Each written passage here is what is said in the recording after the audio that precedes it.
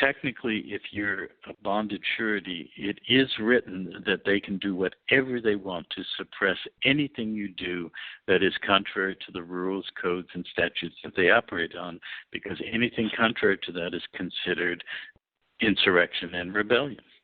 And look at Section 4 of the 14th Amendment. It says the national debt can never be challenged as to its validity, including the obligations for pensions and bounties for service in the suppression of insurrection and rebellion. Well, that means anytime you transgress a single code, which everybody does 1,000 times a day, they can view that as an insurrection because you're operating in commerce under license with the acceptance of the equal consideration of the civil rights and privileges and benefits that they give you. That's where the contract is fulfilled. And therefore, you have to abide by the rules. If you go into Walmart, you got to follow Walmart rules. It's a corporation. It's their jurisdiction.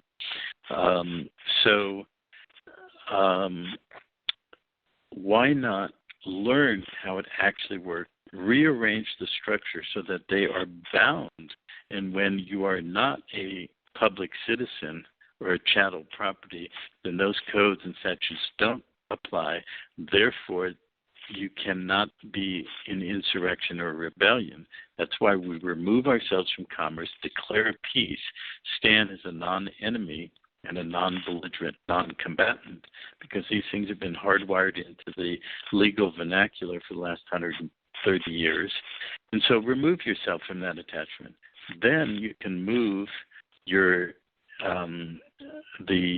the name, which we rearrange our relationship to it as a private trust, and we can move it to where we want to move: Europe, Costa Rica, Argentina, Australia, and put it there, but we still are only sojourning from our private estate, and we're just simply moving it to do what we need to do. Right. Wow. That's really well answered. Thank you. That was an extra question too, so thank you for that. The next question you partially answered. Matt asked, do the premium programs provide guaranteed results, and are they only for U.S. citizens? We've adjusted the U.S. citizens part. Yeah, those are two separate questions. Guaranteed results, I will give you a guarantee that I will stand by. I will absolutely guarantee you that if you don't correct your status, you will die a slave. And you can see the way the world is going. You are chattel property being abused, manipulated, consumed, and basically destroyed by the system as it is, and you are part of that system, hardwired to it. I will guarantee that. Conversely, can I guarantee the results from this? Absolutely not. We are dealing with an entrenched system that almost the entire world is wired to, and by and large, they have accepted it. It's just like in the Matrix, Everybody in the Matrix is part of the Matrix unless they remove themselves from it. And they are potentially convertible to a Agent Smith or to an agent. And so we're fighting in a way, I don't like to use battle metaphors, but the fact is it is a battle of, consciousness and conscience and so forth. But we are breaking through massively entrenched levels of resistance. So there's no way I can guarantee anything. I can tell you what we've been able to do so far, what has been successful, what has been not, where we are pushing the envelope to get compliance by the public actors and the system, and, give you a relative report.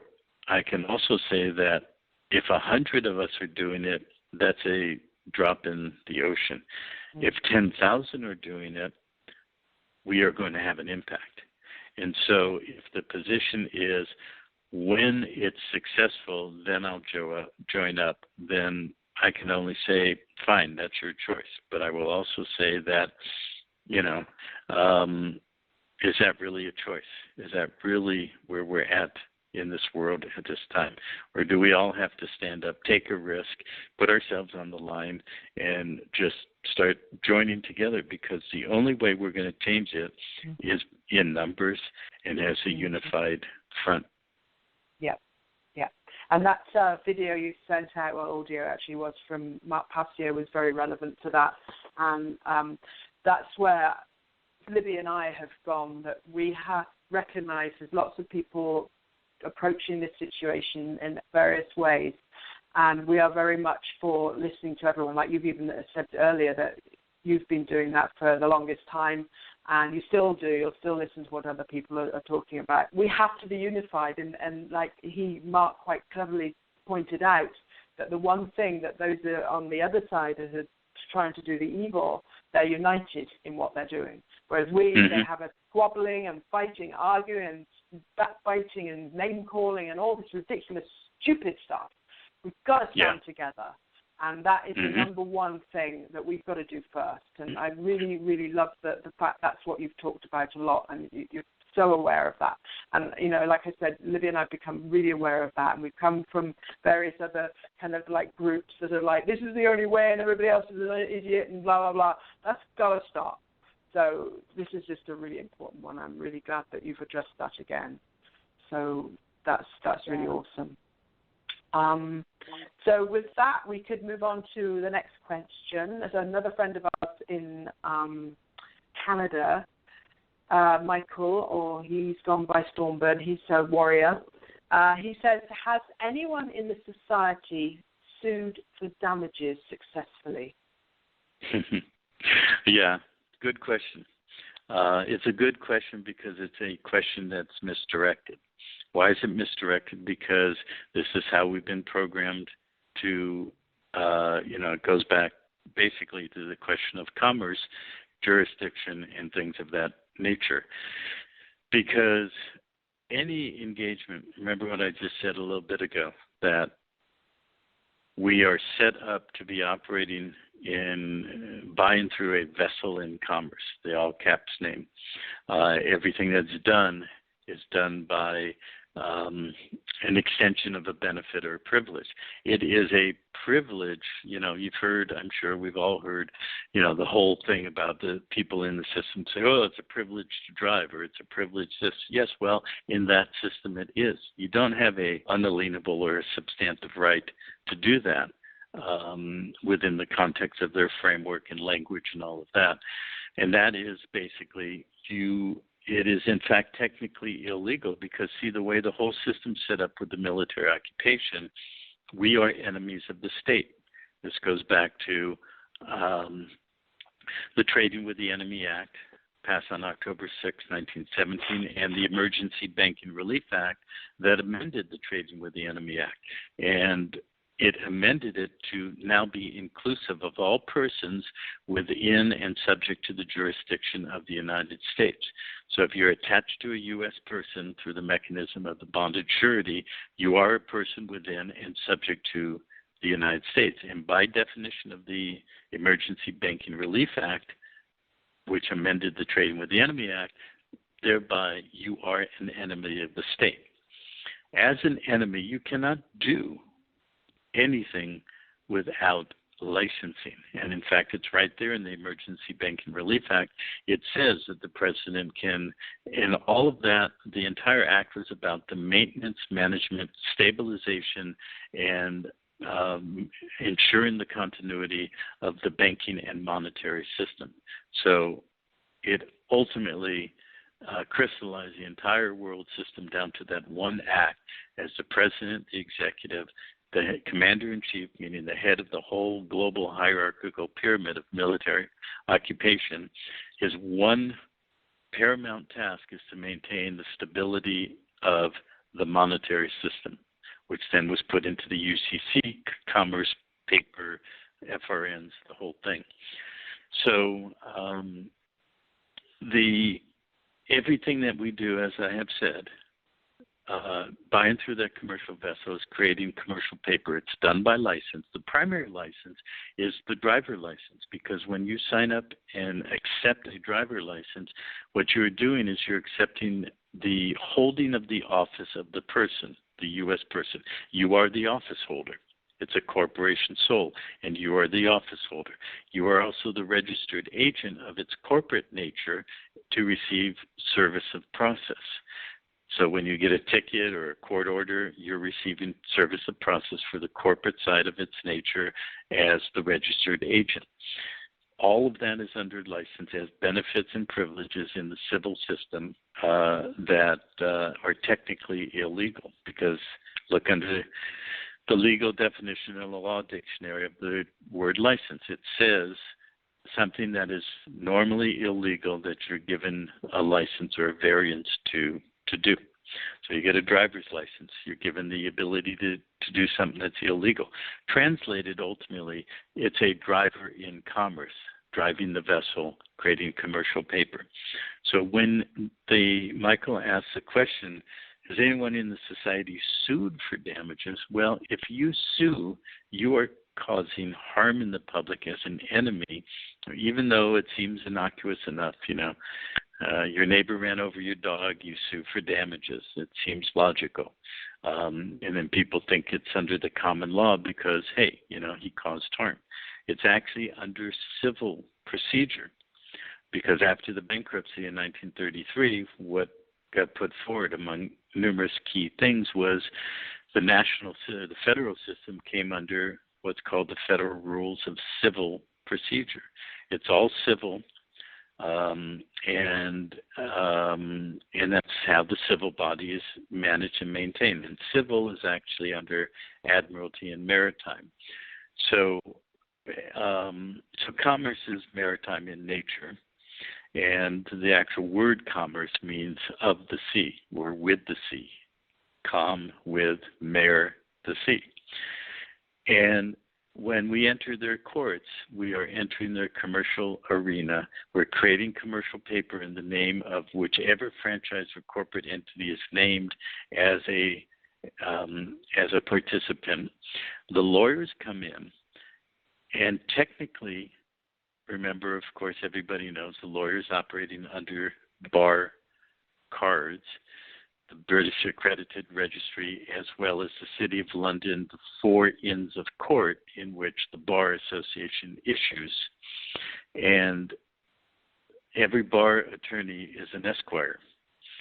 An esquire is a minimum of a captain in the Navy. So that means they're basically captains of ships.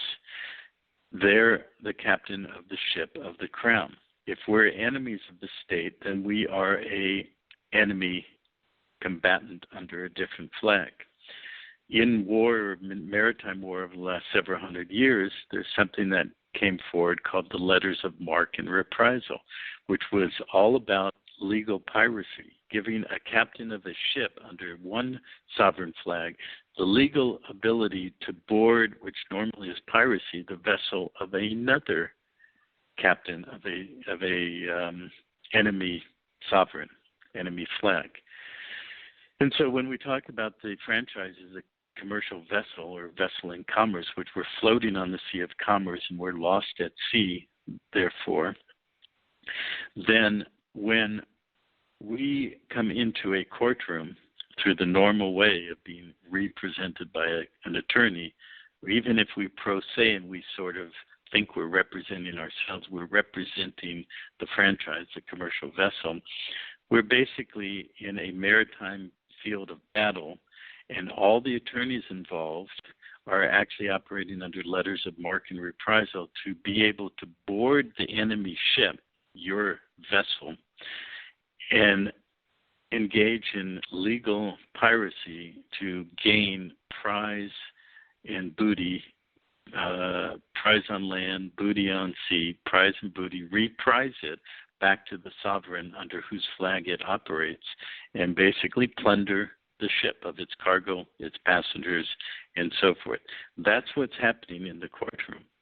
So this question, have we successfully sued for damages? Absolutely not, because what we know is when we remove ourselves from commerce, we come back on the land, we declare we are alive, we prove that we're a living being, and we have been lost at sea, the sea of commerce, but now we have returned to claim the life and claim the estate.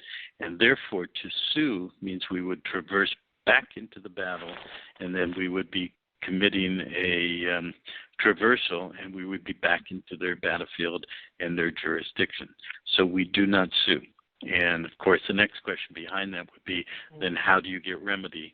And that you'll have to come participate, because that's a big answer that takes a long time to understand.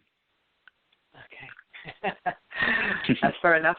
We don't have, we're doing pretty well. We're an hour and a half in now with, a fair chunk of the, big questions gone through. So that's good enough for now. The next question Michael was asking was, can the trade name, if he's used that term, I'm not sure what way you want to go with that, can the trade name access pensions and disability benefits? Yeah. So, but before I answer that, I'm going to throw it back to you. That was which I'm known for, creating a multidimensional, what some people think is a circuitous route to the end point and answer the question. So in that circuitous route where I answered the question of suing successfully, we traveled through all kinds of things, the nature of being lost at sea, the sea of commerce, letters of marque and reprisal. How does that strike you? How did that, when I described that, what was your experience about hearing that? Yeah, it's fascinating to get that. It felt like I was going back in, using all the terms of piracy and plundering and all that sort of thing, and I'm getting a picture of the pirates on the sea and all this stuff actually literally happening. And it's actually really a great way that you explain it, because you sort of see it as this is where it's all come from. It's in our history, all this stuff that's been going on for like literally centuries. And it's like come to this head now in the last kind of 150 odd years or whatever, in the more modern history. So I liked that you describe it that way, because it gives us a kind of a picture to see what is actually happening. I'm thinking the swashbuckling and the swords and fighting and the plundering and the pirates. So it's fascinating to see it from that perspective, as that's how it's developed. Mm-hmm. And it's literal. It's not figurative. It's not symbolic, but although it is that too. But this is why I emphasize the history and the esoteric and the symbols and everything. It has its roots in that, and that's why we're living in history. It's not somewhere in the past. And what I really like about where we're at today in terms of media and technology and stuff is the extraordinary realism that's now being put out in this many series that are coming out that are historical in nature. Most of the movies coming out these days are pretty crappy, but like there's one series that we've watched called Black Sails, and it's all about the Caribbean and the Bahamas and the pirates and the colonies in North Carolina and back in England and stuff. And when you understand the history of what I've just described and all the pieces to it, you can see it very self-evidently. And that's what my passion is to bring this into full bloom in people's awareness and to start seeing those interconnected puzzle pieces and see how it literally affects and attaches to your life today in every single way possible. And this is why we have to get on top of it, to be able to direct it and not be at the cause and effect of it. Right, absolutely. And that's awesome. It really is. And you really are good at explaining all of this, and it's fascinating to learn it the way you describe it. I've got to say, Kurt Kallenbach's got another really good way. He's another one that's got a good way of describing it and getting a picture, and he's awesome. The trade name accessing pensions and disability benefits, because I know a lot of people are struggling with this. Those that have realised what this whole using of this franchise. And you have to use that to get, if you've been working for, years and years and you want to access pension, but you don't want to use the franchise anymore. So where do you go with that one? Okay, well, I'll just give a short answer, but that is a resolvable issue, which is why I emphasize not taking the path of rejecting the name. You can own the name and you can restate it. That's what I said. We restate it as a private trust, and we can turn the tables around where those who would be trying to board our commercial vessel and plunder it then become our trustees and carry the liability for the things they want to have in the previous reality strap us with in terms of the liabilities. That's the liability side. On the asset side, yes, without going into the detail, and this is what you learn in our process, is you do not have to let go of that which you earned. It's still an asset, if you will, or a component of value that is part of what you claim with the estate. Just a matter of turning things around so that you're not strapped with the liability, and then you still have access to the things that you earned.